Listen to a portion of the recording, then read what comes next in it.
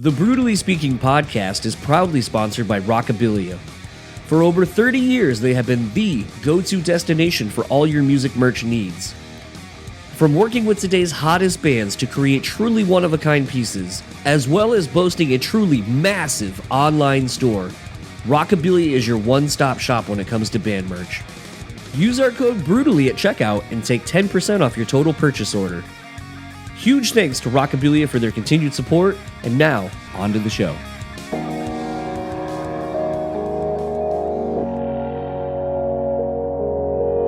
People say you have to have a lot of passion for what you're doing. This rings true because it's so hard that if you don't, any rational person would give up. It's really hard, and you have to do it over a sustained period of time. So if you don't love it, and if you're not having fun doing it, you're gonna give up.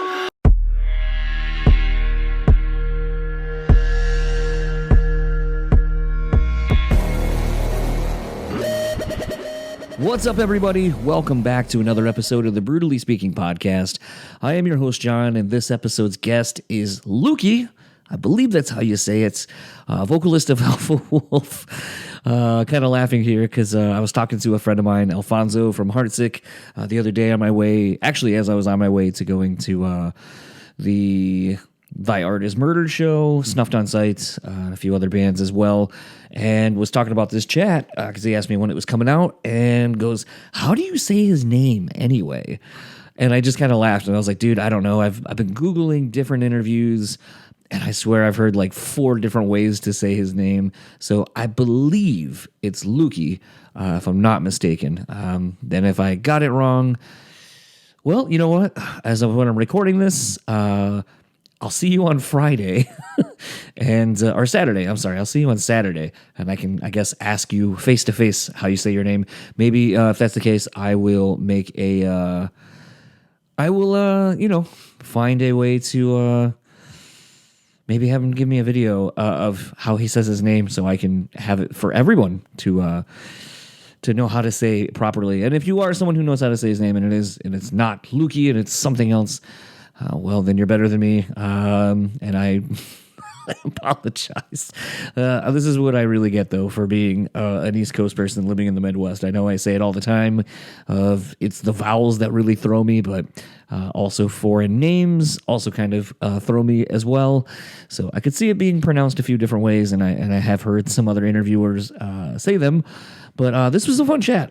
This was kind of one of those where as you'll hear pretty much right out the gate, I kind of wanted to start with a little bit of humor to kind of set the mood, set the tone, and really was looking forward to his reaction, which he reacted exactly how I'd want to.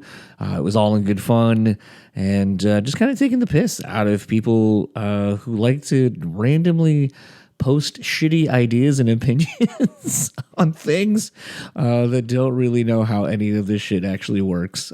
So I find these things amusing. I was glad that he did as well. And also, speaking of the Thy Art Is Murdered show that I was just talking about, that was a really rad time. I haven't seen the band ever. So for those, I guess, that were wondering what the band's like without CJ, honestly, I have no comparison, but I had a blast seeing them. They sounded fucking great. And the new vocalist, really good. The one thing, a good friend of mine and I were commenting, and this, again, isn't really taking anything away from CJ, just it felt like when you're watching them that he wanted and maybe was capable of doing more vocally. I think there was some moments toward the end of different songs where, he'd kind of go super guttural or kind of, fry screams and stuff like that. And it just seemed like what he was doing is trying to be as authentic to the material as he can be for those that know those songs the way that they are, which I really commend. But I got to say, probably as an artist, it's probably really hard to not want to add your own flourishes to it and all those kind of things. But fucking rad show. Everyone, top to bottom on the bill, everyone was just coming out. It was a really interesting cross-section of people that I even commented on a few times. Like, Snuffed on Sight obviously brings out the demographic that they do.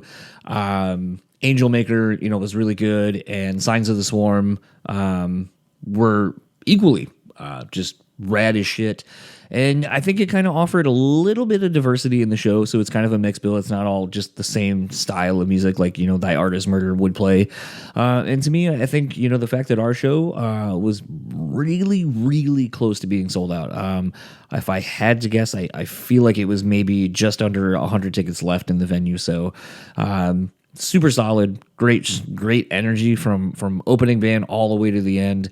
Couldn't have really asked for anything more from a tour, especially with, like I said, with a bunch of bands, a bunch of up and coming bands, some kind of more established bands and so forth. These kind of mixed bills that mix new and old, I think really keeps shows interesting. And I think Alphawolf is obviously doing that, taking out Amir, and as well as, just taking new and old influences. I mean, even the latest single with Ice-T on it, a lot of people might sit there and be like, oh, why does Ice-T on the track? And we kind of talk about that, so I'm not going to delve too much into it, but obviously I think showcases that the band firmly has their hands on the pulse of new and old, and a way to incorporate both without feeling forced or just trying to cash in on nostalgia and stuff like that.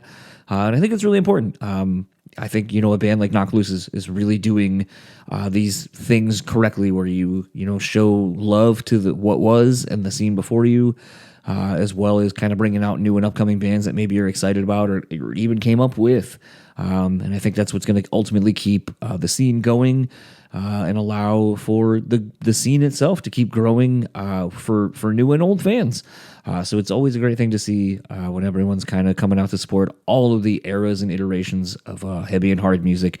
And I had a fun time. It was really great hanging out with a friend of mine. We always joke about going to shows. He kind of sucks at committing to plans ahead of time.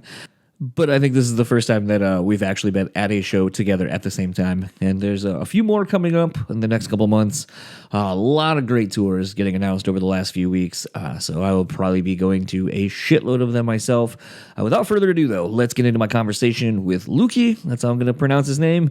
And I will talk to you all on the other side of it.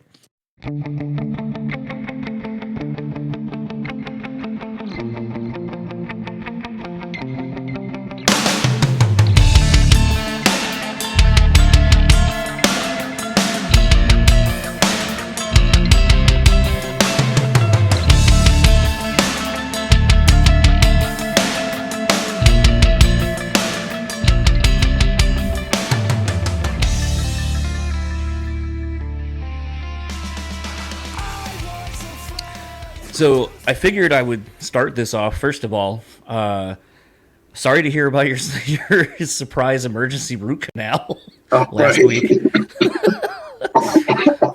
I've had two interviewers mention that, and then it's funny I don't imagine the word getting back to them. If you can see, but I have a big steel band wrapped around my tooth to keep it from exploding. Yeah, so you are the second person since I've been doing this for like 7 years that had a tooth emergency, and that's why they couldn't do the show like when we were scheduled. Yeah. So I texted the other person. I was like, "You are officially not the only person with a tooth emergency to have to cancel." And he goes, "Well, I would hate to be the third." No, I mean, like, that shit sucks. Like, I mean, thankfully, at least it sounds like you were home to take care of it. Like, I still have a broken tooth down here. I was my wife and I were in Salt Lake City in Utah traveling, and we got like the most shitty, crispy, burnt like bread as like our appetizer. And when I bit, I just was like, oh no, that sounded like something else. And then I kind of was like fishing through, but I couldn't figure it out. And then I went to where I thought I heard it, and then my tooth was still broken. Still is now, and it was crazy because I scheduled because we were in one part of Utah and we're going to Salt Lake City a couple of days later, so I scheduled to have it removed, and I spent like an hour and a half in this place, and they couldn't get my insurance to work, and then they were like, well, let's get you in for all the x-rays and all this other horse shit that was going to cost me a bunch of money, but they couldn't pull the fucking tooth, and I was like, that's the whole reason I'm here. I don't live here. I'm not trying to get a new dentist. Oh, and my God. What? Did they even try, or did they just look No, at it? they couldn't. They wouldn't because they couldn't get they couldn't get the insurance to work, and all it was is because they couldn't verify my wife and I's birthdays. That's it. And I literally had my ID. I got a photo of my wife's ID, and I was like, "Here's her. I can go get her if that's what you need." Yeah. And it gave me a very, very small, like the most minuscule glimpse of what touring abroad must be like for everyone else, where it's like, I don't have any of my normal shit. I'm here for today, and I need it gone. Address, bro, I live on a bus, man. What do you mean?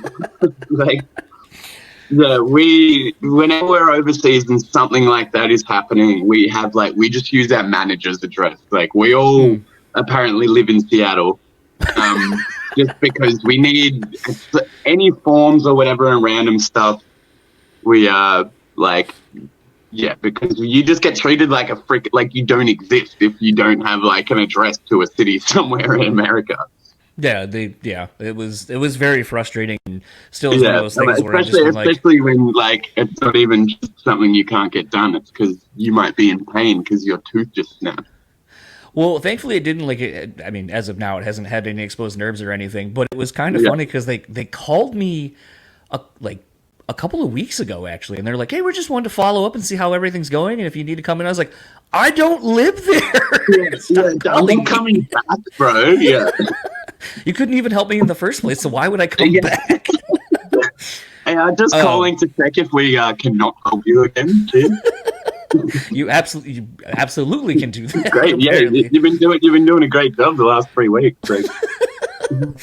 And then on another funny thing that I saw today that I thought would be worth bringing up, just because I think I thought it was funny, so I was like, let's roll with this and keep the hilarity going of broken teeth into this. But so I was perusing Twitter earlier today. And I saw Tuck from Fit for a King post something, and he's been on the show a couple times, so I always love his hot takes on stuff. And he posted something that someone had posted on, it looks like Reddit, if I had to guess. And it says, the title is Australian Bands Going on Tour to America, which caught my eye because I knew I was talking to you. So I was like, all right, let's see what this is. So the person says, personal opinion, but whenever an Australian band gets big in the Australian scene and tours overseas, they always come back making really generic songs after coming back. Spelled coming completely wrong. Recently, Alphawolf went on tour and came back making songs that don't even compare to their first album. Comparing Whenever You're Ready to songs like Bleed For You, Whenever You're Ready sounds so uninspired and bland lyrically, and the composition is as well, while Bleed For You feels like it has soul and rhythms that have that iconic Alphawolf tone. Sucks to Suck and Bring Back the Noise has nothing on songs like, and I'm going to probably mispronounce this, Akudama? Akudama. Okay, thank you. And don't sound anywhere as good as lower listen songs like Restricted. Some other actually they wrote some other X Palms, which I don't know if they meant other examples or something and spelled it totally wrong, or if that's a funny joke. Are bands like Amity Affliction, Thy Art Is Murder, After Holy War, North Lane, Thornhill, etc. What are you doing to my boys over there? Yeah, I love how Thy Art got really soft after Holy War. Yeah.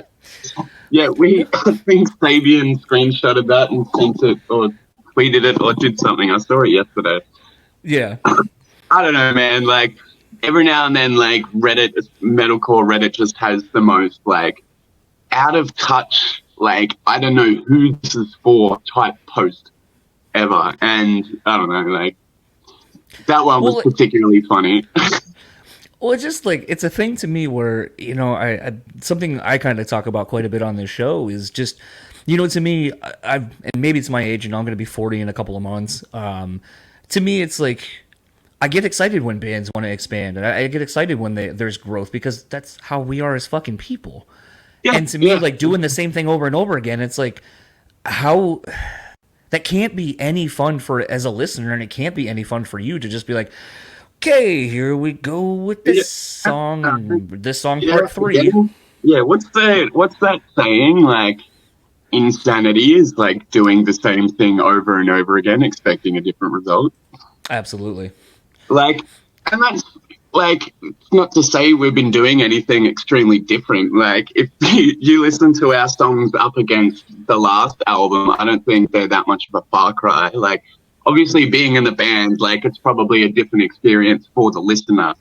But like, I was just doing the math in my head when you were talking about that. But I think Bleed For You and Whenever You're Ready, which are our two token singy songs, are identical structurally.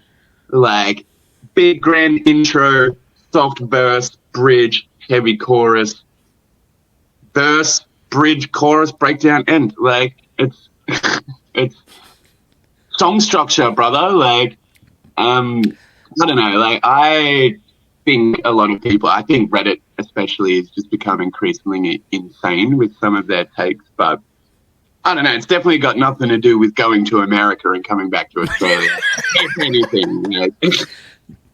I think that was the funniest part to me. Is I was like, I'm fairly certain that's has nothing to do with anything. But okay.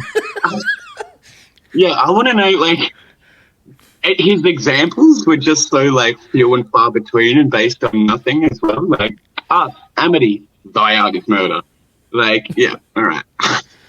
Like, I was almost waiting because, you know, these guys are friends of mine too, and have toured here a couple times, but I was waiting for King Parrot to randomly be in there and be like, and these guys too.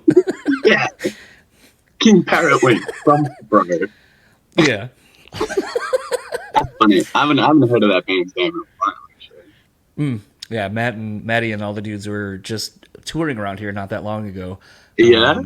Yeah, because they were out supporting the Pantera That's Little right. God I run. did see that. I thought that was hectic to just see. Like, so funny because they don't do a lot here, but then you'll see them on a flyer with the fucking biggest metal bands on the planet, like just over the other side of the world. That's what I love about that side of metal, like the blacker, like darkened side of it. They're just a bit like, you like are a fraction of the size of the two bands you're supporting. Come and open an entire tour. Like, it's fucking sick. Well, I mean, let's call a spade on this one. Like, it's obviously because they're on Housecore Records, and Phil is the owner of that and picks them and all that. So, I mean, but the flip side of that is that Phil has always done that, even before, you know, 20-something years ago, you know, bringing out, like, Napalm Death and stuff like that to play with White Zombie, and you're like, where does that make sense? Yeah. Yeah.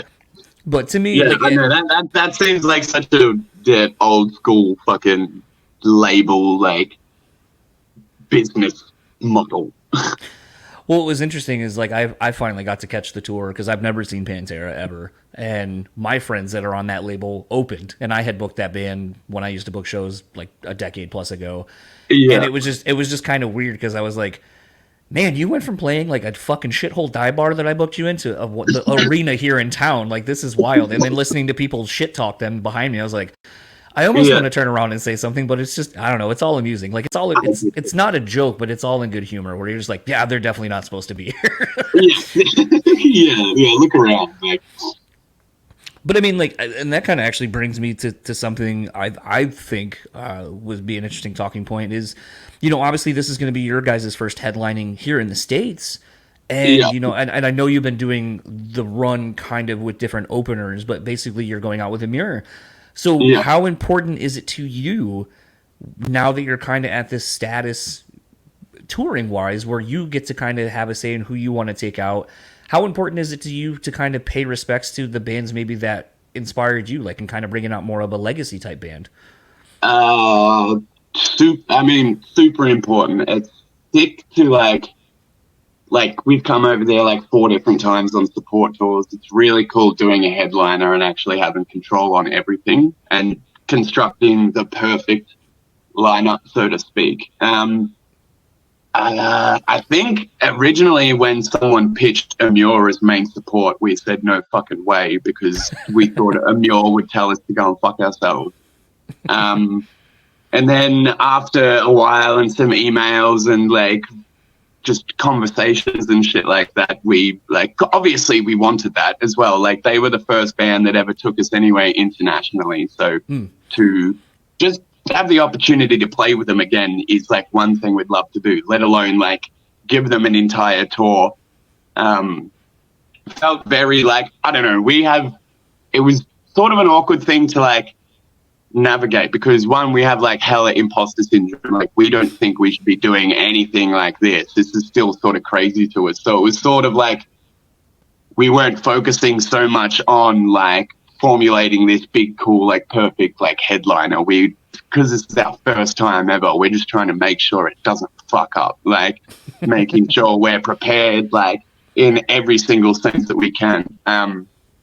But yeah, at the same time, it is a headliner, and a headliner is a celebration, and everything gets to be done the way the band wants it. So to be able to have Amur, like, we are probably like the softest band on this lineup, and that never fucking happens. Like, we stick out and we do so well on supports because we're usually the heaviest band on the bill. Like, and we're like, we don't have that appeal for this tour, so we have to bring it every single night because we're playing after fucking Amur. Well, I think like what's interesting is like I remember when the tour got announced, and actually I'll even kind of go back even further a couple of years. I feel like you're seeing this now a lot more. Where, you know, I remember talking to Brian from Knock Loose when they were on the headlining one of their first tours, and it was like them and the Acacia Strain were like direct support for them. And I had talked to Vincent earlier in the day, and you know, he was like, when we took out Knock Loose for one of their first tours, we were like, hey, one day you're going to be headlining and you're going to be taking us out. And Brian and all the guys were like, no fucking way. It's never going to happen. And here we are, you know, a handful of years later, and it is. And he goes, but it's a thing where they don't have the ego of someone that's like, oh, well, now we're better than you or anything like this. It's almost like they're paying it back and paying it forward. Yeah. And to me, I feel like you're starting to see a lot more of that. I feel like you know, I remember, again, I think it was Knocked Loose and Terror, and everyone was like, why the fuck is Terror opening? Terror's, you know, the gods and da-da-da-da-da. And it's like, but I think you're starting to see and have bands understand that it's like, you know, maybe, I think, and I'm going to say this, I don't think there's egos in it. I think people are just like, is this a dope fucking tour that I would love to be on? Hell yeah. Is it with people I love? Fuck yeah. Cool, well, let's just do that. Yeah. And like, I think it gets funny when you see so many other people who have no idea about anything try to create weird drama and bullshit surrounding a tour on their own on their own shit. Yeah. We I think I appreciate that. That's definitely way more of a hardcore centric thing. Two, like, the big thing in Japanese culture with Japanese bands, like, they don't give a shit. They will, if you get offered a show and you want to play that show, it doesn't matter how small the other band is, like, they just do it. And I sort of wish that was more of a thing in the metalcore world. Like, the more commercial it gets and like the more managers and stuff are involved, it gets like, it is not that fucking simple. And it's incredibly frustrating because there's like egos involved, and then there's like, a lot of the time it's a manager screwing a relationship between two bands because the manager doesn't even like tell the band that they've been offered a show before they even reject it and stuff like that. That's how a lot of it happens, because two bands will get together and be like, let's do this tour, like, this will be crazy, and then they'll talk to their respective managers and be like, no, like, logistically that doesn't make sense, you should be bigger, like, your logo should be bigger. Bro, like, bands pull off tours because their logo isn't big enough on the flyer. Like, that is a real thing that happens. And then, I don't know, I think that's the dumbest fucking thing ever. But yes, we like to like not be too like ego-minded like that. Our labels do, our fucking managers do, or whatever. But if we just want to play something and want to just get out somewhere, that's all we'll want to do. Especially if we're friends with a band. Like, work, you know, like every band wants to put their friends on and generate work for everybody, you know? Well, it's like, I mean, as of when we're recording, like, I was watching Chris from the Ghost Inside's Twitch thing last night, and they just announced the no, it wasn't them, sorry, Parkway. Parkway tour, and they were like, I know Chris was just like, I've never said yes to something so fast. I didn't look at the routing. I didn't look at how many shows. I didn't look at the money. I didn't look at anything. He goes, we've been wanting to go back to Australia. We wanted to play with Amity, or why do I keep wanting to say them? With Parkway Drive. And so we just all collectively said yes. And then it's like, let's figure it out. Like, we don't really care about the rest. And I feel like, I don't know, it just goes back to like the, you know, maybe it's because I've been seeing a bunch of smaller shows recently and reunion shows of like smaller, you know, quote unquote smaller bands.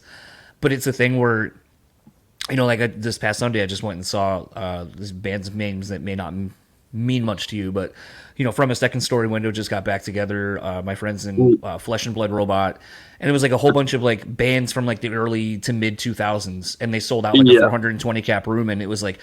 Yeah, there was like 7 bands on the bill, but you were just like, dude, I saw people I haven't fucking seen in like almost 20 years. And I'm like, and it's one of those where like everybody, like there was no sense of ego, there was no nothing. And I was like, this is what it all was fucking about. And it reminded me that when it gets to where you guys are at, that it's like some of the fun of just doing the thing that you want to do gets taken away. And that's gotta suck. Yeah. Like business just killing every sense of fun pretty much. But yeah, I miss that. Cause remember like, the local show with 7 bands on it, like the hype band at the time would be third on, like something like that. They wouldn't be headlining, they'd be somewhere random throughout the lineup and people would show up regardless. I don't know, we try not to pay too much into the politics, but at this point it's just a fucking game you have to play.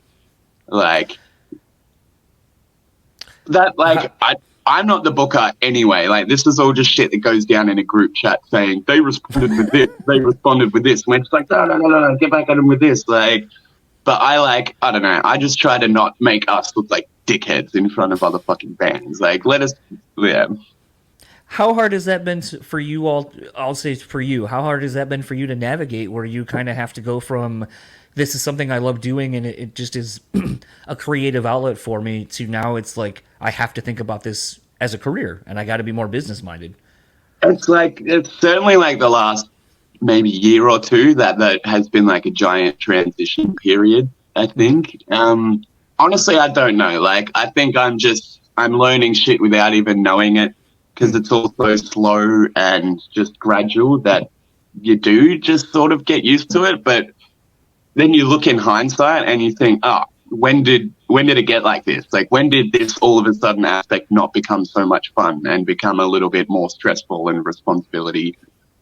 I don't know. I try not to not take it too seriously, get too upset when things fall through, when things don't work out or whatever, because at the same time, like, it's the most like tumultuous industry ever. Like, it's impossible to base like an actual fucking career on. So at the same time, I'm not trying to I'm rolling with the punches sort of thing. Like, I'm trying to figure it out. I'm trying to figure out financial fucking stability in this like industry, work schedule, whatever the hell it is. Like, that's all I'm trying to do.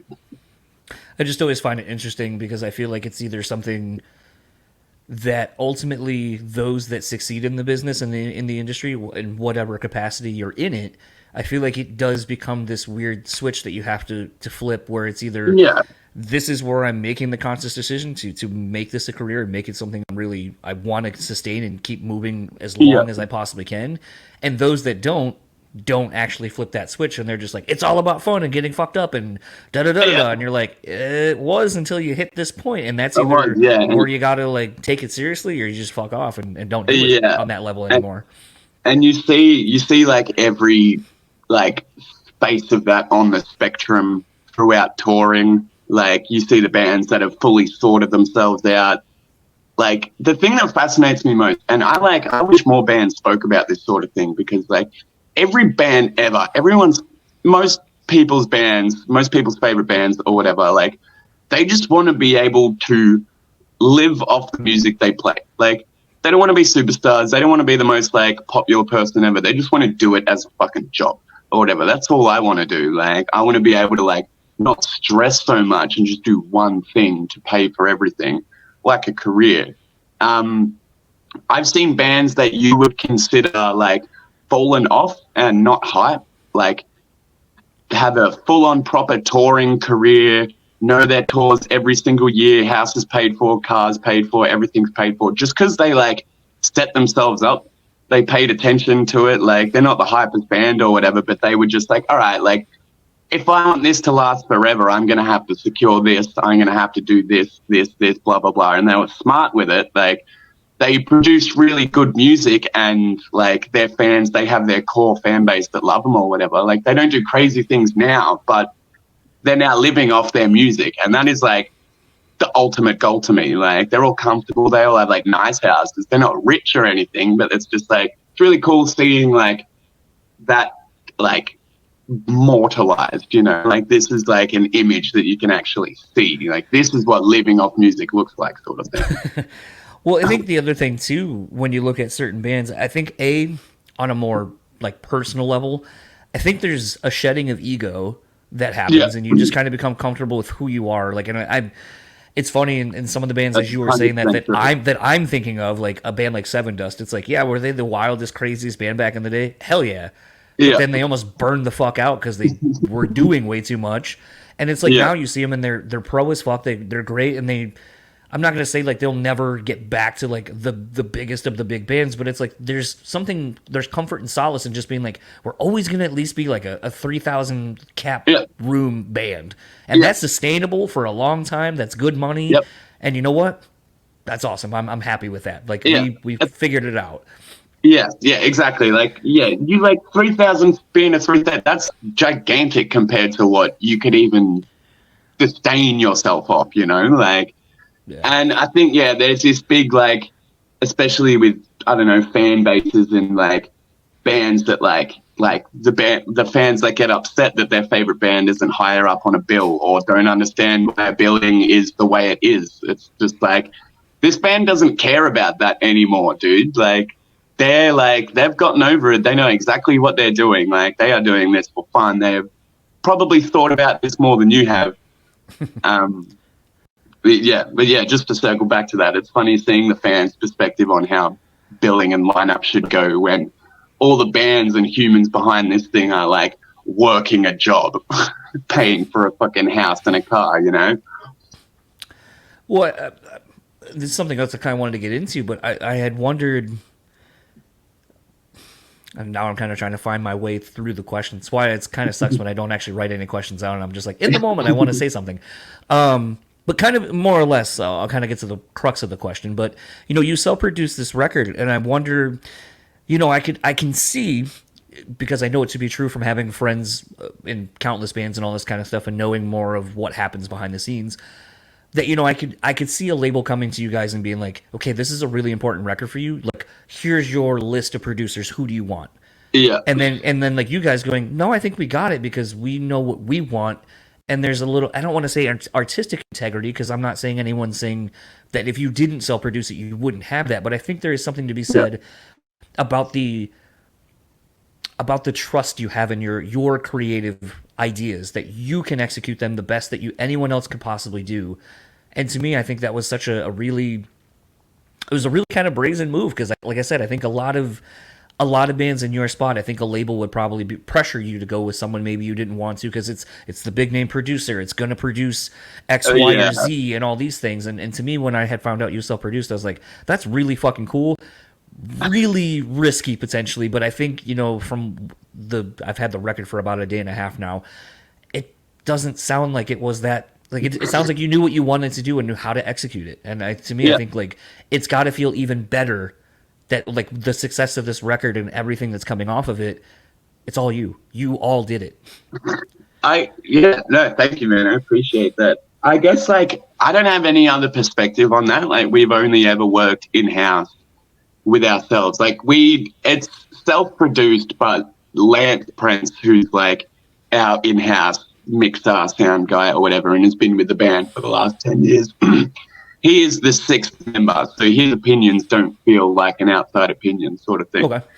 I don't know. Like, I don't know if it's that much like trust in ourselves or just like an innate distrust in anybody else. But like the thought, I say this all the time, the thought of going to a studio, staying there and having a dude be like, all right, like, write lyrics to this song right now. I would be like, no fucking way. Like, I would not do anything. Man.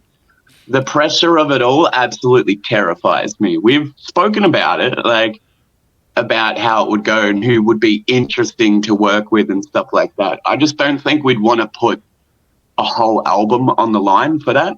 I would love to go in with a single or just go in and seeing what happens with a producer. But like, if we have a deadline for an album, I would not trust us getting that done like on like our own dollar in someone else's face, you know? Like, do you ever think about what maybe? Because like in my mind, I see someone like a Will Putney maybe, or a few of the other bigger names that produce in this kind of scene. yeah, But to me, like the thing that and having talked to Will about his process of recording bands and listening to him talk with other people and other artists talking about their experience, I tend to find the best producers honestly are the ones that just let you do your own thing anyway. yeah, And don't get in your way. that's, So I always think it's kind of interesting, like where it's like, if you could work with someone that's more of that ilk versus, okay, you sit down right now and you start show me every lyric. I want to go through yeah. every lyric, every melody. This sucks. Let's rewrite it right now. I And it's had, like, that would literally, suck.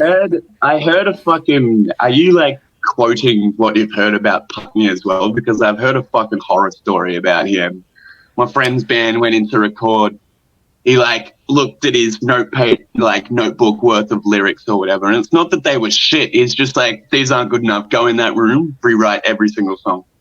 I'm pretty sure that was a bit like hyperbolic, but like if I flew all the way to America to stay like 3 months or 2 months in like someone's shop, just sitting in a brick room, like writing lyrics, I would fucking kill myself. Like, especially if I prepared them all for the recording process as well. Like, just as like my ego as an artist could not handle that, I don't think.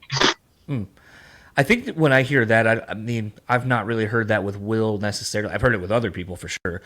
Yeah. But the thing I would wonder, kind of knowing more of Will's demeanor, the only thing I could give credence to that potentially, and I see it from more of from this perspective. If he or someone were to do that, I feel like it would be more because I want to see how attached to your work you are. Because if you really believed in it, you wouldn't go do the exercise. You would fight me and go, no, these are the fucking songs. This is what goes here. Yeah. And if you're willing to just go, okay, and just not do it, then you didn't believe in what you wrote anyway. So he he or whoever that person would be actually wouldn't be wrong that it's shit because you didn't believe in it either. So it's kind of a weird mindfuck thing, I think. Yeah, that's probably like, no, yeah, that's real. That probably, yeah, but that's the thing. Like, I still don't think I could produce anything better beyond that. I might just crumble under that. I might just like go all the way down and then just never come back up. So I feel like because that was something I was just talking to someone the other day. We were talking, a fellow podcaster and I were doing this, and I was talking about how I used to write all my questions, and I go, because I had heard a while ago a producer saying, if you don't take the time to hand write something out, and if you're gonna bullshit yourself and just write shit, then you're wasting your time. So if you're willing to sit down with pen and paper and legitimately write something, make it fucking worth it. And so I always had this mentality that if I'm sitting down to write questions for an interview or for a podcast or whatever, then I clearly give a fuck about what I'm writing, because I'm not just going to sit there and waste 20, 30 minutes of my own time going, okay, here's a question. Yeah. What's your favorite city to tour in? Like, sure. How's the tour going? There's one. Like, it almost turns into like a fucking class project where you're like, like the class project is I had to write a paper on da da da. So you're like, I'm writing a paper on so and so because I had to be X amount of words. So you're just trying to fluff it. Yeah, literally, just expand every like fucking compound word. Yeah, let me get that thesaurus out. Make sure I can get But it's one of those things as well where it's like it's the fully unknown. Like, we don't know how good it could be for us if we ever do it. But I think we know that, and we sort of keep it as like a secret weapon. Like, that we don't know if it'll like actually fucking fire or not. But like, until we really, really, really hit a wall with ourselves, I think we'll just keep doing it. Well, I think even like, like a couple of instances on this record, I feel like you guys kind of expanded enough to where it's like, I think again, it shows like where I could see internally you guys being like, well, is this the right move? Like, the last track, Ambivalence. It's like, that could be something I could see, like where you guys are like maybe you bring that to a producer and they're like, man, I don't know, guys, like maybe it needs to stay like in this wheelhouse. And you're like, but we want to challenge ourselves. We want to push what we're doing and just we want to try. And I feel like that's kind of the thing where I feel like it is the ultimate, reward where if you are, and again, it kind of goes back to like a therapy type thing. If you're honest with yourself, then like the results will speak for itself because there will be growth, natural growth, and it won't be forced. And Yeah. I think to me, like I said, when I listen to this record, I feel like it stays true to who you are while still expanding who you are because, like I said in the beginning, that's what we as people do. We grow and we learn and we expand, hopefully. Yeah. So otherwise, you'd just be stagnant as shit. Yeah. And it's like, I guess, like, if you, what am I trying to say, right? You might have naturally, like, produced this, like, ambivalence or whatever that a producer might not think, like, they might not think that song vibes with the rest of the record or whatever, and it's just like, you might not know what's best for you at this fucking time, but you just did it anyway, sort of thing. Like, your body made this song, like, doesn't matter that it didn't sound like anything else, but if you have someone there to tell you, like, maybe not a good idea, you'll never fucking know, sort of thing. Like, it's almost like, yeah, it's almost like, yeah, we're doing something that might be dumb, but we don't know until, like, but, like, I say this like we have a fucking, like, ballad song on our album. Like, I still think everything on the record is very much in our wheelhouse. But yeah, maybe like one or two couple moments that someone would have like told us to shy away from, we just sort of went gung ho into because we were like, like. But I mean, like, again, kind of using Amir as like an example, it's like you look at from Goodbye from the Gallows, they had moments of that, and even continued on a couple records later, kind of delving more into that melodic side that was, I would say, more like Misery Signals-esque with the melody, and it fucking worked for them. But I mean, again, it also, I think, makes like, as I get older, like, yes, I love just disgustingly heavy shit. Because, like, yeah, it just gives you that stink face, and you're like, hell yeah. And then, like, as I like to say, like, the merch, like, the call-out, like, mosh part call-outs, and the thing you can see on the back of a T-shirt with, like, a fucking sick, letters. Sure. And to me, it's like, that's still fucking cool. But to me, sometimes I think having space to allow something to breathe to then kind of suffocate you again, that's when it gets really, like, that's when shit really gets heavy to me, where I'm like, this part isn't heavy, but the way it sets up the heavy is so fucking heavy. Yeah. It's all like, what is it? Fucking, there's like a musical term for that, like the in and out of it, the flow and everything. But yeah, we like, we might like force ourselves to put a softer part in a song just to make a heavier part heavier. Like, not about the soft part, sort of thing. No. Yeah. Then at the same time, we like, it all comes naturally. Like, a lot of us listen to fairly melodic music and produce it anyway. It's just that we're like we're way better at heavy music. So we'll just always go back to that. Like, we always write, like, we'll write like some melody, some soft song or whatever, and be like, sounds like a bad Polaris song, or like sounds like a bad Holding Absence song, like. And then so we'll like sprinkle it throughout. We'll do what we're good at, and then always just sort of bring it back. But it always comes naturally. I can't wait for your next record to sound like Hundred's last record. Which I really love that record, by the way. I'm not even shitting on it. I love that record. Yeah. It's so good. That was funny. I always forget that. I remember it's a quick fucking stupid anecdote, but I was fully down on the whole, like, I didn't hear about the sound change or anything like that. I hadn't heard of them. And I was just in the gym, and I was just like, fuck, what have Hundred's been up to?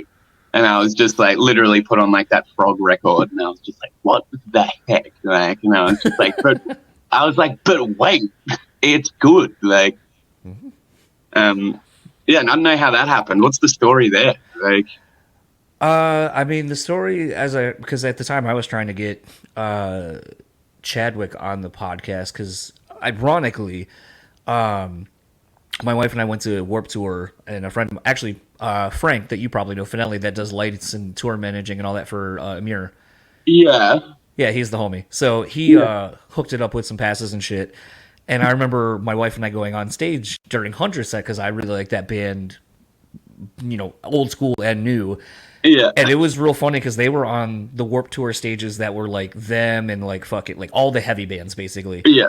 And so it's like I could literally see what the band is seeing, and you just had a bunch of kids like just staring at them, just like the fuck. Yeah, all the hardcore kids.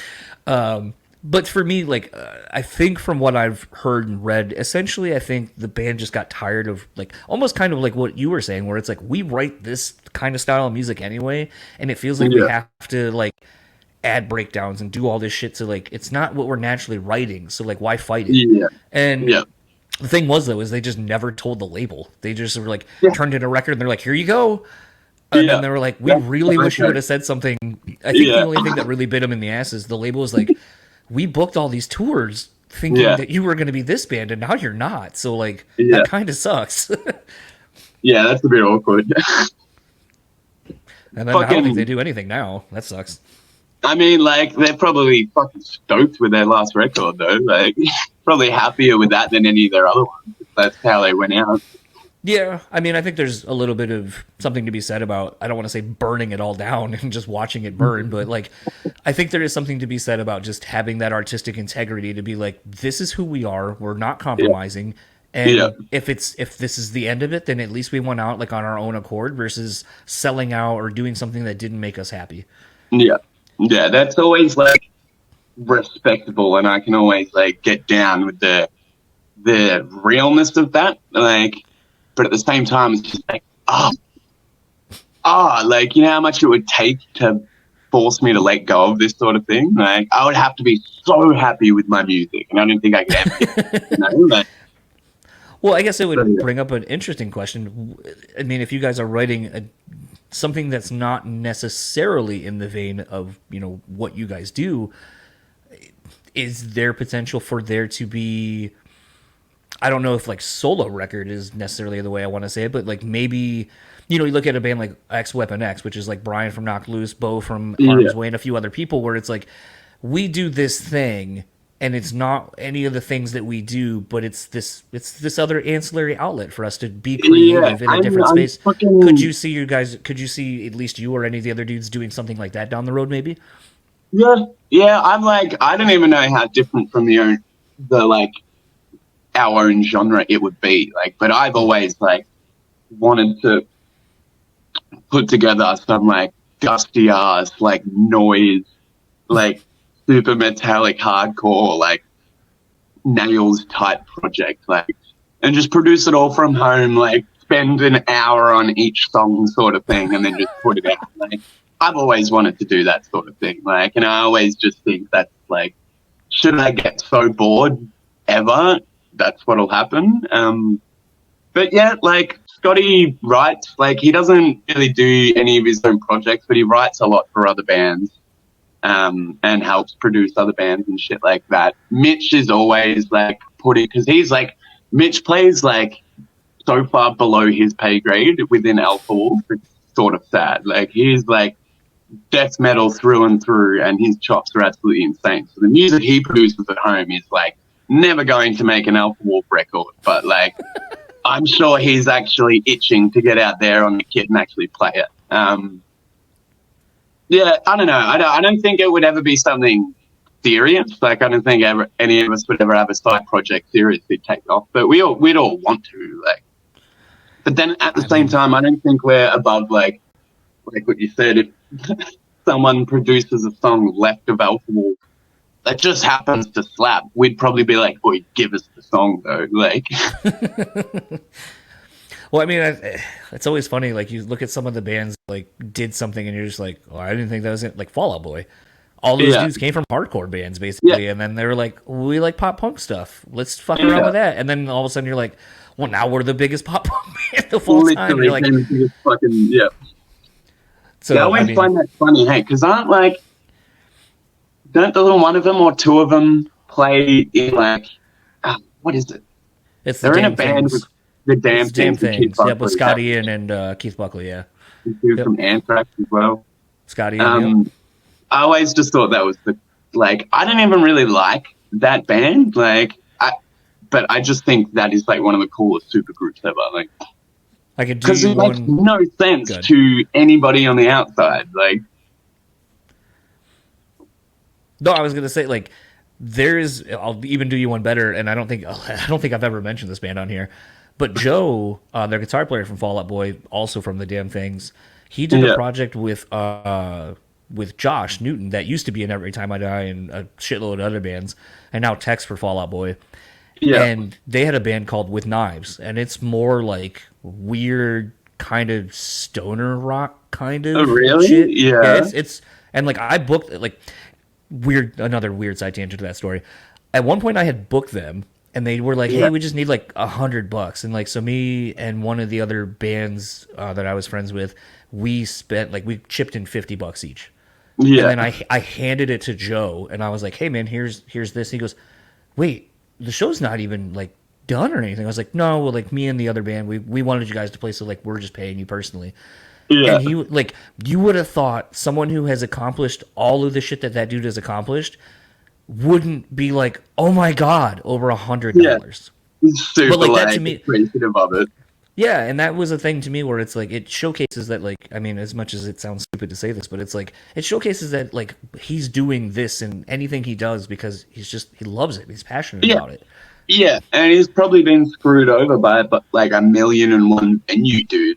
So to have someone and be like, this is the money you are owed up front given to him for playing, he's probably just like, fuck yeah, this is why I do this. Yeah. Yeah, that's then all the kids were too cool for them and walked out while they were playing. Oh, of course, yeah.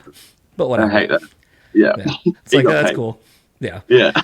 But I don't know. It's I don't know. I always think it's interesting just to kind of explore more of someone in another creative space, even if it's like art or something that's not really necessarily music, but just like another creative thing that someone does. Because it's like, okay, like how do you then, or if you even do, how do you bring that into your main thing if you do?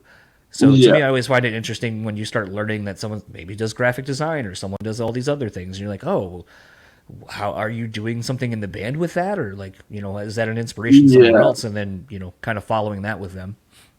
Yeah. I always feel like a dud in that sort of aspect because I can't play an instrument for shit and I cannot sing. All I've really got is like screaming and lyrics. So I've always wished I had another outlet because like everyone else in the band can sort of do like another thing. Like Fabian, he's got like graphic design. Scotty produces everything. Like John, does a bit of everything too. He's picked up a camera now too. Like Mitch produces everything as well. I'm always just like, fuck, I gotta find like another hustle. I gotta learn something new. Like I do like the tiniest bit of production, like making beats or whatever. Like, and I'm always kind of on that tangent, just trying to figure out cool sounds and shit like that. But yeah, I've always like, not that I get bored of doing the same screamy vocals or whatever, but I'm just like, like it would be cool to know what the fuck else is out there for me, you know, like how I can bring this into the band. Because I always find that interesting when you do find out about a band side project or members, like what he does outside of the band, and then being like, that is in their own music in some regard. Well, I can't wait to find out in 10 years when you're like the next like big like EDM crossover artist like Skrillex or something, and I'll be like, I'll be like, I had him when he was in his like little hardcore band phase. I'm actually Dead Mouse without the mask. Okay. Like, I'm gonna have a full alter ego thing. I think that's what I do. If I was actually really good at anything else, I'd just like join Sleep Token. Just who's to say you're not in Sleep Token? That's why you're wearing the hood right now. That's why I said it. I was so bummed. A friend of mine actually was touring with them, and I was like, hey man, who is it? And he's like, I'm not telling you. I was like, come on, tell me. You're sharing a bus, goddammit. Yeah, that's funny. That I don't even know the dudes. Hey, I met them and I've seen them, but like, if somebody was like, I don't know if it's a guy or not. Hey, like, I think it's just like I don't think it's anyone. I think it's just fucking.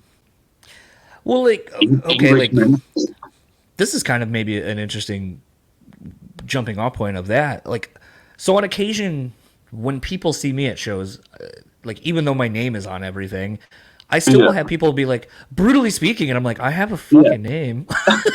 Or I'm not the podcast, like, I'm a person. Yeah. Like, have you started finding that where like maybe people are just associate you with like as Alphawolf, and you're like, no, I'm me, I'm a person. I'm not just this one thing. Like, has it been weird to maybe navigate that at all if that's happening to you? No, I don't like. I don't know. I don't post a lot of like extracurricular shit anyway. Like I don't See, that's really why you're in post sleep them. token. Well, yeah, That's a sleep exactly. token Like, move. I'm too busy running the sleep token account.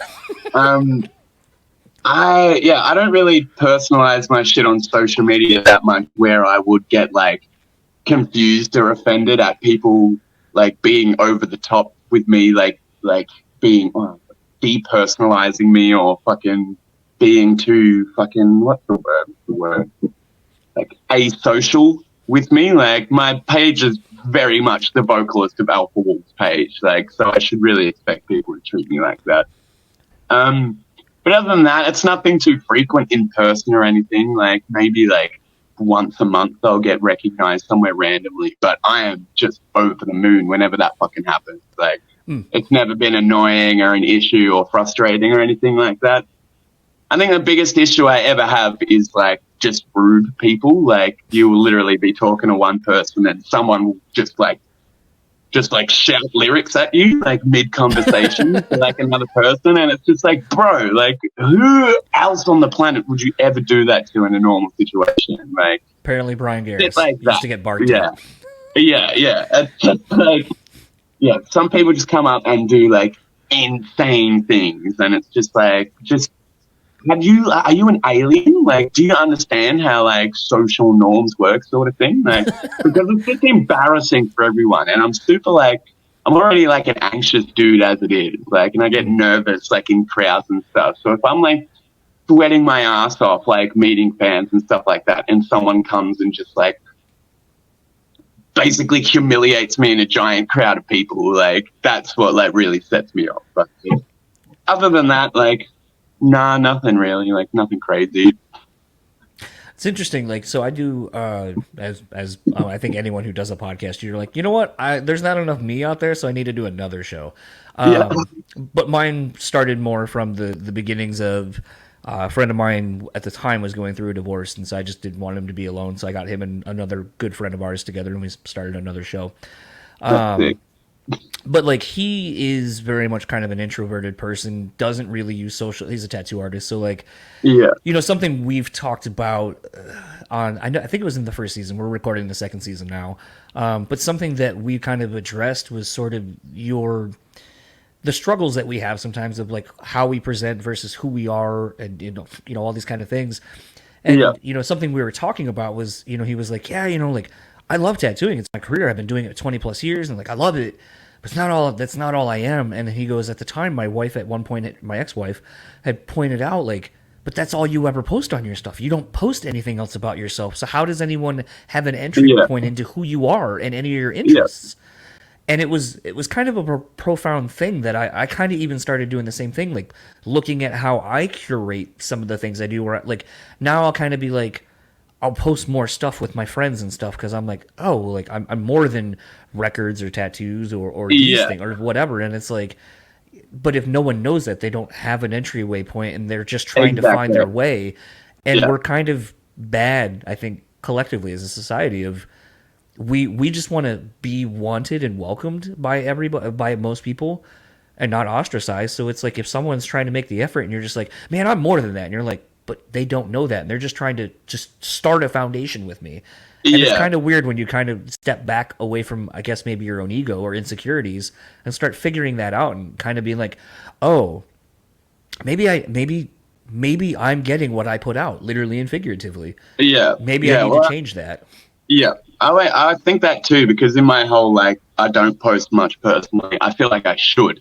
Like, I feel like I'm getting, like, trapped into this whole, like, you're the vocalist of Alphawolf. Post about Alphawolf stuff. Like, Right. because I'm like, that's what 99% of the people are following me for. That's what I got to do. Like, meanwhile, not knowing that those people might be interested in other aspects of my life.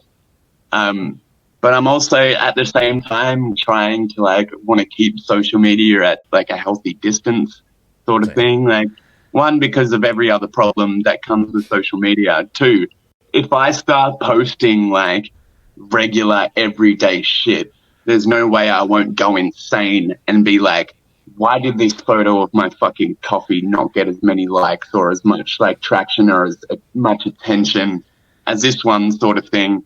I'll get too into the logistics and the insights and the stats and everything on my posts and the fucking algorithm and everything like that. And I just feel like if I pay too much attention to it, I drive myself insane. So I just try to keep it there.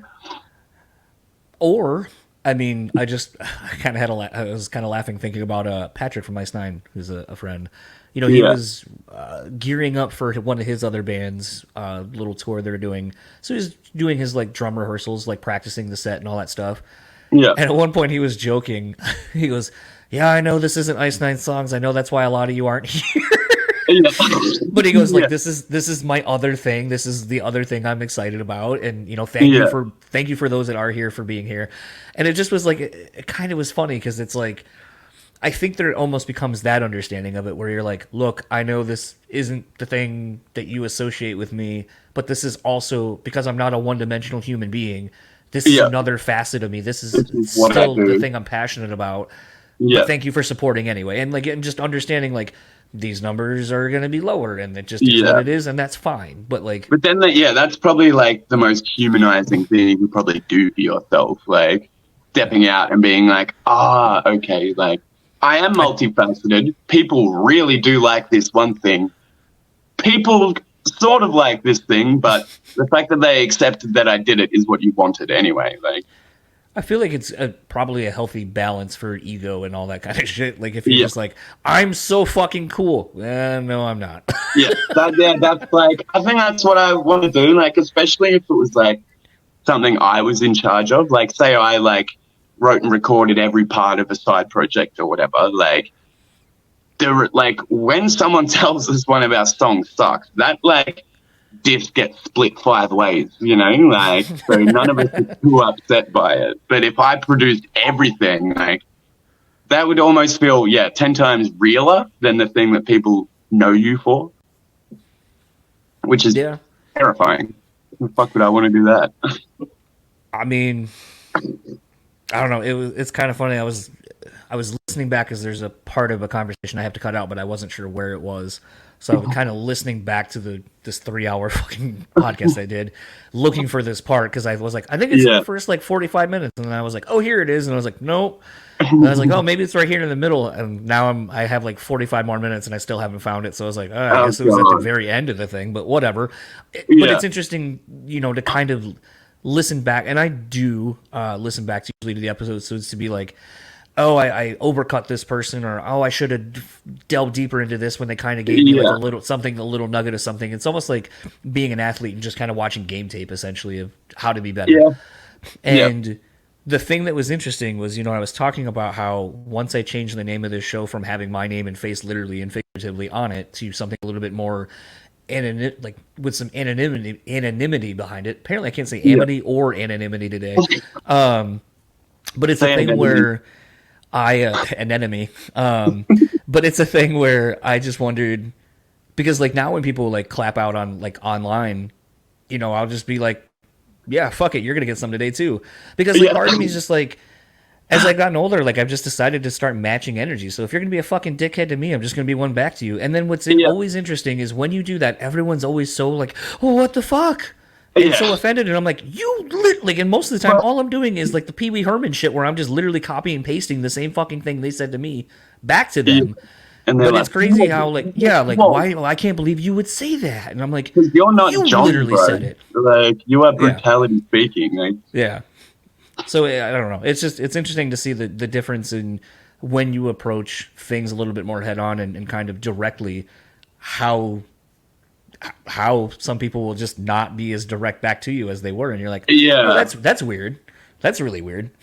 Yeah, it's funny. Hey, it's one of those. Maybe they just need to be shown once or whatever. Like, because I feel like people get a lot. The internet fucks people up, sort of thing. Like, and then I think, it's not real. And then it takes like getting clapped back at to be like, oh, all right, like. I took this thing a little bit too far, or I didn't fucking realize there was a human behind this, like, or just because, like, another thing I hate is the whole, like, entitlement sort of thing. Like, people have some sort of entitlement because they listen and support you in some sort of way. And it's just like, will you support like this one thing or whatever just because you fucking like it? But are you gonna like and support this other project that I put my like passion into? Like, or are you gonna tell me it sucks and feel entitled to because you like my other thing? Like, I don't know. The whole like parasocial side of it is strange. I've been kind of coming to this like weird. I've been trying to think about it a lot more because, like, actually, it's funny you said that because I almost thought this is where you're going with it. Patrick and I, when we did our last conversation, we were talking because at the time they were getting ready to play because they had done the one Metallica show. They were getting ready to play in Patrick's hometown in Buffalo. Yeah. And, we were talking about sometimes like when people want to like, aren't you excited about this thing? Or aren't you like, isn't it crazy to look at like all the things you've done and all this stuff? And you're trying to be, I don't even want to necessarily say you're trying. I think it's just, it's an honest reaction that, yes, I'm proud of everything I've done, but I'm still doing it and I still have my eyes set forward and I'm trying to keep being better and grow.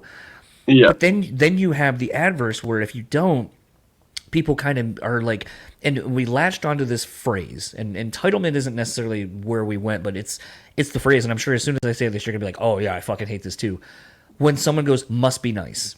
Because it almost it negates all of the work and everything you've sacrificed and done over X amount of time to be where you are. And to just negate it to be, it must be nice. You're like, nice. Fuck you. Yeah. Fuck you. Yeah. It must be nice.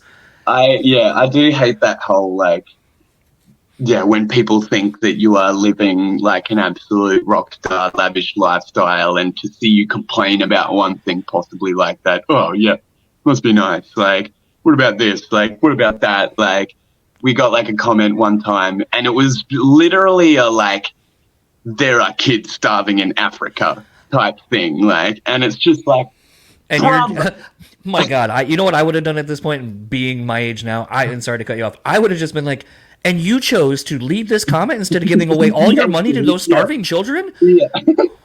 Like, put it right back on. Yeah, I don't know, that you're so fucking right. That whole must be nice comment is so just like, yeah, you could not have a less perspective. No. And it's so, it's so like, it's so stifling. It's so like belittling and diminishing sort of thing to hear that. It's just like, that is literally all you think of me. Hey, like, and yeah, it's just like, it hurts extra when it's coming from someone who is on your page, who follows you. And it's just like, you obviously like some aspect of this and I've disappointed you in some way. Like, obviously this has come from how you look at things, but like, what's going on here? Like, we went like, and I remember that I cut that part out. Now that I just said that, we went on like we probably, well, no, that was a completely different conversation. But I realized because I went back and listened to it, because I was looking for something.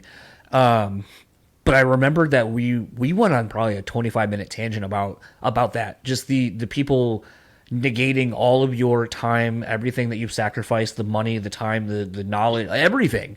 Yeah. Boiled down to, it must be nice. And you're just like, boy, and we went off on it for like 25 minutes. And I was like, this sounds really entitled and shitty. So, I know that I was referencing people that if they listen to it, they'd be like, that's clearly me. And I'd be like, yeah, you're right. Must be nice. Yeah. No, well, that's the thing. It's like you said, like, being like entitled or whatever and shitty is literally just putting yourself first once again, like not being afraid to like disappoint your following because they put you on your map for liking this thing that you did. It's the same with wanting to do like a fucking passion project or whatever, like, that sort of thing. Well, I mean, I know we gotta kind of start wrapping up here. I feel like it's as great of a segue as I possibly could have inadvertently set up for myself to talk about working with Ice-T and Sucks to Suck. Because, I mean, that's essentially, it seems like that's kind of the narrative of that song. Yeah, I mean, not too specifically. Like, that, I won't get, like, too into it because I'll get in trouble if I do. Like, I'll get in too much trouble if I describe what our songs are about too specifically anyway. Like, they're never like that specific. It's just like a vague feeling, but like it's essentially that. It's essentially people not having the fucking perspective, trying to diminish exactly what you've fucking been through, trying to tell you what you should be like at this point and who you should be like giving thanks to for like putting you on the map, sort of thing. Like sort of at the same time, like people being mad at like us headlining over a Muir sort of thing, like so and so walked so Alphawolf could run, and it's just like, yeah, well, we are still doing it now, and like people mad about that sort of thing, like, right. Which is, yeah, another parasocial thing of bands thinking that, like, if a band creates the sound, no band adopting that sound should be able to get bigger than that band. You know? Well, I mean, to me, like, I remember when, you know, I think when you guys teased just literally the photo from the music video shoot.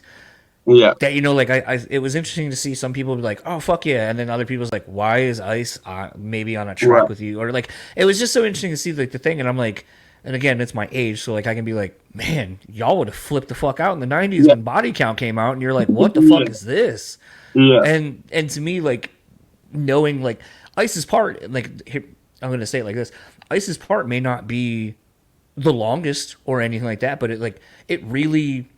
It just comes right in. He gets right to the point, and I feel like it's set. Like, if there is a motherfucker who like embodies the idea of what that song is, or even the "It Must Be Nice," and they haven't overcome that shit, it is that motherfucker, and he does it. And like, I mean, I can't tell you how many times. Like, I have a screenshot of when I tweeted something to Ice years ago when I was listening to his podcast, and I was like, because he was talking about haters on a podcast, and I was like, and he said something. He goes, and I'll never forget this. And he goes, you got to remember, haters only hate on people they think are doing better than them. Haters don't hate down, they hate up.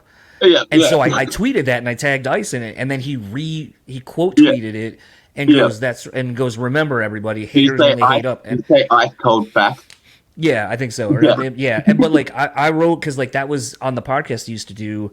That was his daily game. Like he would always like drop game at the end of the thing.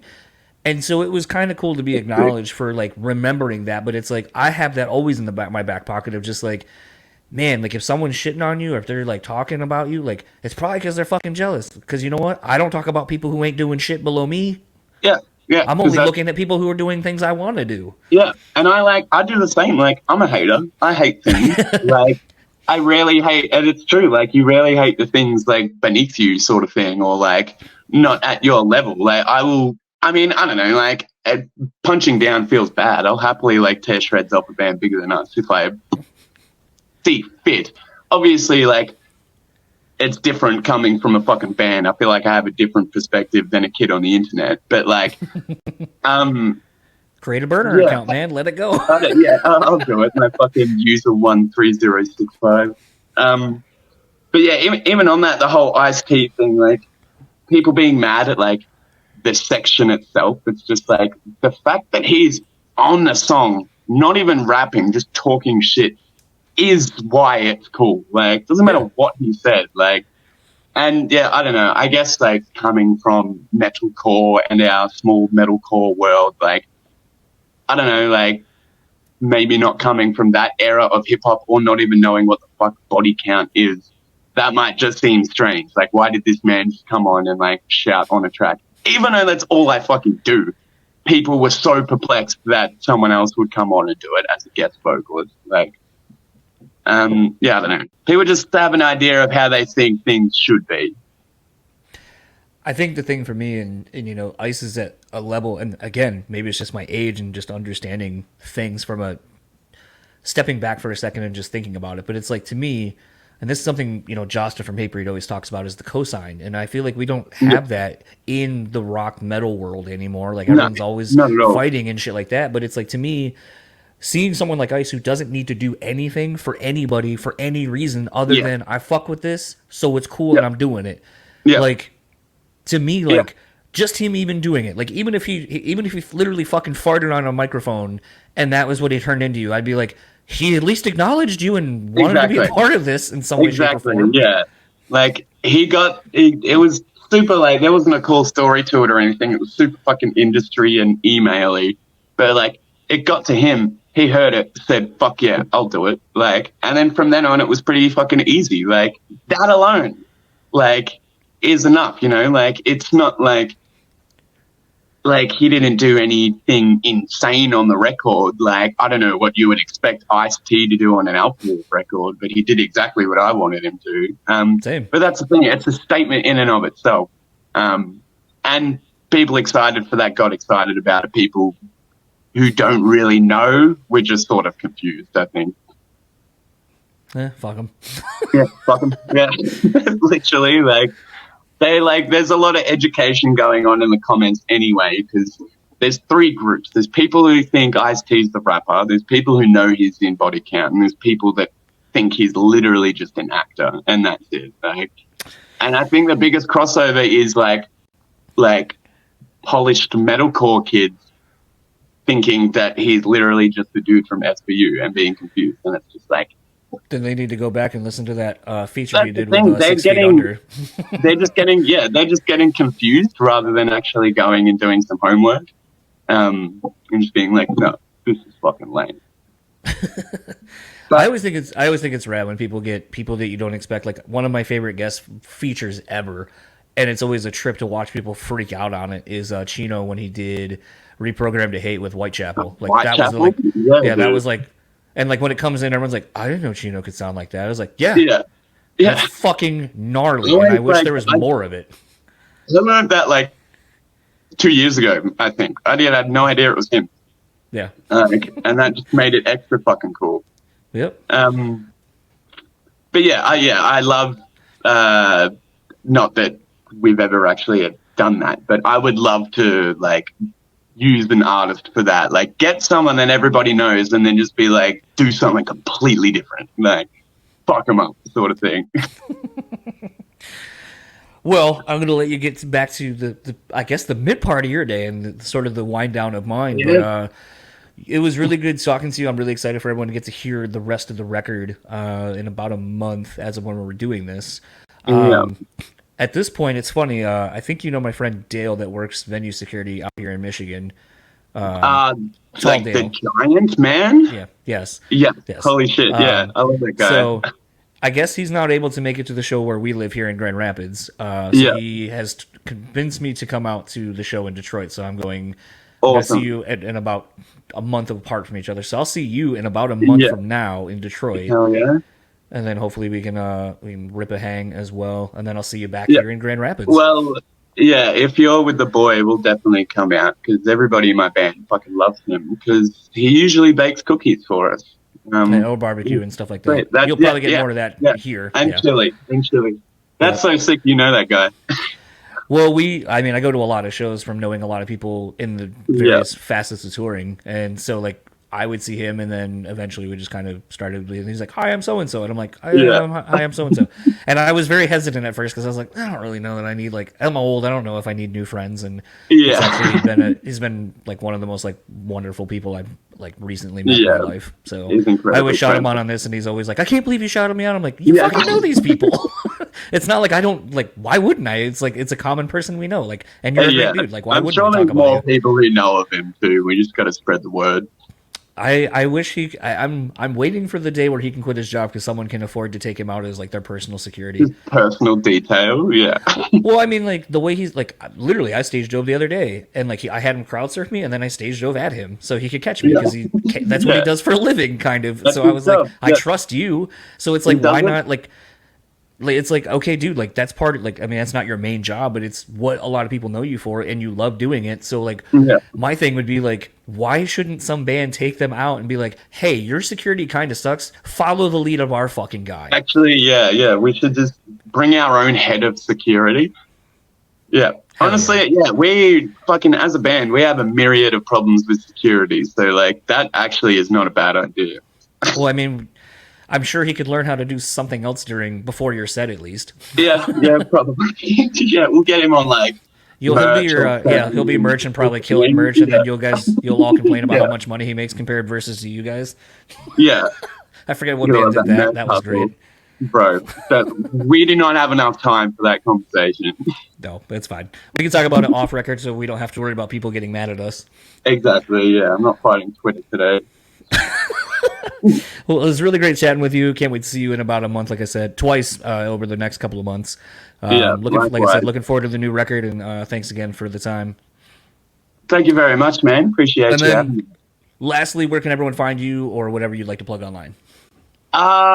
Fucking all the usual spaces, YouTube, Spotify, Instagram. We got 2 gigantic tours on sale right now. We got an album out for pre-order, comes out April the 5th. That's all I got. Thanks for listening. Yeah, thank you. Yeah. So that was my conversation with Lochie. I want to thank him once again for taking the time to come on and chat with me. And honestly, I'm really excited to see the band. As of when I'm recording this, I'll be seeing them in a couple of days. By the time you hear this, I'll have already seen the band the day before. So kind of getting things done ahead of time. And just really looking forward to getting away. I'm going to go out with Dale from The Intersection. You've heard us talk about him on a couple episodes. But I've not really ever spent this much time with Dale, so this will be kind of interesting. Kind of having a guys' weekend, leaving on Friday to go see the Ghost Inside tour, so it'll be cool to see Andrew and Chris, and hopefully get some hang times with them. And then the next day, Alphawolf's in town, so we're going to go see Lochie and the guys. Frank and the Amir dudes are obviously supporting, so it'll be rad to kind of hang out with everyone. Dale's actually working, I just found that out, so he'll be catching bodies.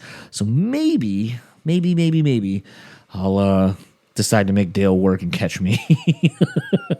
But it'll be fun. I'm really looking forward to doing it. There might be some people we're hanging out with that Dale knows. I'm just gonna say keep an eye on the Instagram stories because that's probably where I'll post everything. I'm trying to get better at doing that when I go to shows and so forth. And man, like I said in the intro, there are so many shows coming up. I know next month alone, my wife and I, there is a week, I should say, where I think we are going to 4 shows that week. I'm going to probably be dog shit tired, but it'll be worth it. The memories, hanging out with friends and so forth, it'll just be a thing you just have to endure. So I'm very much looking forward to it, seeing a wide array of different types of bands. Really excited to actually just got a notification that the Idola tour that got announced, the date here in Grand Rapids is almost sold out. So I'm very much looking forward to Andrew and the boys coming through, hopefully ripping a sold out gig, their first show in Grand Rapids, I think ever, because the one that they would have played before that was mine, and they didn't play it because they had van issues. So I think legitimately this will be the first time they will have ever played in Grand Rapids, and it's really awesome to see them be able to sell out their first show here, and to think about how different it would have been for them playing here the first time if the show for me would have worked out. But I'm just kind of really excited. Live music is back in full effect. A lot of great tours. Festival season's upon us. It's just a great time to be a music fan. And honestly, the new Alphawolf record fucking rips. I would assume everyone has listened to it. If you haven't, I don't know what you're doing. But Half Living Things is out now. Go check it out. Stream it, download it, buy it, whatever. Go see him on this tour. Obviously, bands from not here in the States, it's always kind of a little bit harder for them to get here with the visas and all that kind of stuff. So go support them. And hopefully it'll help make them come back faster. Speaking of comeback, I am really fucking pumped. We are in prime sports mode. We're eating good if you are into sports. I'm literally currently watching the Knicks Sixers NBA playoff series. Going into the fourth quarter, Knicks are down, the Knicks are up by a couple points. Embiid's playing a fucking monster game despite being hurt-ish. I don't know, knee problems. It feels like that dude in the Sixers, however Embiid plays, that is how the team goes. I don't think if they can make it out of this first round against the Knicks, I just don't see them being able to play against teams that have multiple stars and so forth, especially bigs, like there are out in the East. But you never know. It's fun of playoff basketball. Baseball's going on right now. My Braves are like the best team in baseball, so don't mean to brag, but, it's pretty good to be a Braves fan right now. We got NHL playoffs going on if you're into that kind of thing. We got the NFL draft getting ready to start. Actually, speaking of the shows that I'm going to with Dale, in Detroit is when the NFL draft is this weekend. So I'm sure it's going to be nuts. I might try to make my way over that way and go check it out just to see this kind of weird once-in-a-lifetime thing. yeah, just really excited. Great things on the horizon for the podcast. Great episodes already done. Great episodes being booked. Like I said, with the chat with Jordan from Better Lovers, it was everything I wanted it to be and more after kind of teasing a little bit of it with the chat with him and Mitch. But gonna have to wait for that one. And I'm gonna start wrapping up this episode so you don't have to wait to get into the rest of your day. If you would like to keep up with Alphawolf, it's real simple. Just go to Alphawolf Cult. So that's with a V, not with a U, .com. All this is in the show notes, by the way. Otherwise, you can literally go to Alphawolf Cult on Facebook, Instagram, and Twitter. If you like keep up with Lochie, you can find him on Instagram, and I'm probably going to mispronounce this as well, so I'm going to actually just spell it. MANGEKYO.U. I would say it's Mange Keogh, but Again, this episode has not been my strongest for pronouncing things, so that's the best I can do. And if you would like to keep up with the podcast, just follow enough Bruce Speak Pod on everything. And I really want to take a big shout out moment for Rockabilia. Frankie and all the people over there have been the homies for a while, really helping me. I think I had kind of said in the last couple episodes, obviously, the money that they, pay me for the sponsorship really has affected me in my personal life and really helped out in a lot of situations when I kind of need the extra money. So it's greatly appreciated. They do great things. Don't forget to use our code BRUTALLY at checkout. Take 10% off your total purchase order. There's some interesting things I think that are in the work. They kind of were teasing something recently. So it seems like they are always getting in new stuff. They are always getting various new items, working with hot bands to create exclusive items. So it's always great to see. And just head on over there, save some money. Got some other like familial holidays. I think Mother's Day is coming up. It's Earth Day today. Technically, I don't think they were doing anything for Earth Day. Maybe they should have made an Earth Crisis shirt. That would have been pretty rad. And Mother's Day. I was joking with Frankie about a dumb shirt idea I had, but just want to send them some love and thanks for their continued support. And you can continue to support me too as well. Email me, brutallyspeaking@gmail.com if you would like to give me some guest suggestions, opinions on the show. Rate, review, subscribe wherever and however you can do it on whatever your podcasting platform is. It's all greatly appreciated. Really appreciating everyone sharing the episodes, DMing me lately. It's been super rad. So thank you so much. And for the Brutally Speaking podcast, I am John, and I'll see you next time with Miles from Fastball. That was a interesting chat. Looking forward to getting that one out to you, and I'll talk to you all next time.